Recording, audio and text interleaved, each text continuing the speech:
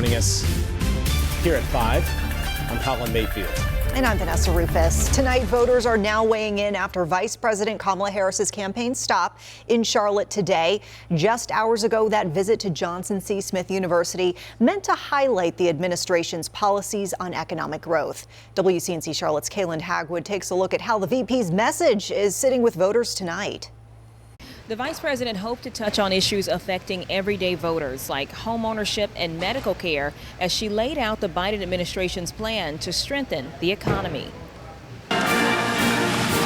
It was a packed house at JCSU as Vice President Kamala Harris took the stage, sharing the Biden administration's plans to improve conditions for families. You know, we can do all this good stuff in Washington, D.C., but if it doesn't hit the streets, it doesn't matter. Tell us more about this. In a moderated conversation with political commentator Bakari Sellers and actor Michael Ealy, she shared how they're working to help businesses and homeowners as one of several dignitaries to speak. Right here in Charlotte and across the state of North Carolina, hundreds of thousands of families are able to buy their first home and keep their homes because of investments and changes that this administration made. Among those in the crowd was Thomas Vinson, a Charlotte advocate hoping to hear how the administration will address violence. We know with violence comes from a lack of having, and if we don't have jobs, they go out to crime to get, money to support whatever they need.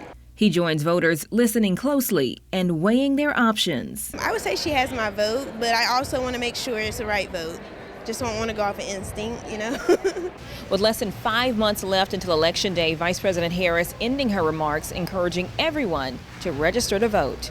Reporting at Johnson C. Smith University, Kaylin Hagwood, WCNC Charlotte. Also, during her visit, the vice president sitting down exclusively with WCNC Charlotte for the first time. The vice president weighing in on a response from Hamas after the terrorist organization rejected key portions of a U.S.-backed ceasefire deal with Israel. The U.S. says it is studying Hamas's response. Here's part of our conversation. You know where negotiations stand today, and are you confident that a ceasefire deal could be reached? We are working around the clock to get a deal done. And in fact, the Secretary of State, Tony Blinken, is in the region as we speak, working on that. We have got to get a ceasefire. We've got to get those hostages out. And we must stay focused on also the day after and what will bring security and stability to that part of the region, both for Israelis and for the Palestinian people. Well, there's much more of this exclusive interview with the vice president. It's all coming up tonight on WCNC Charlotte News at 11.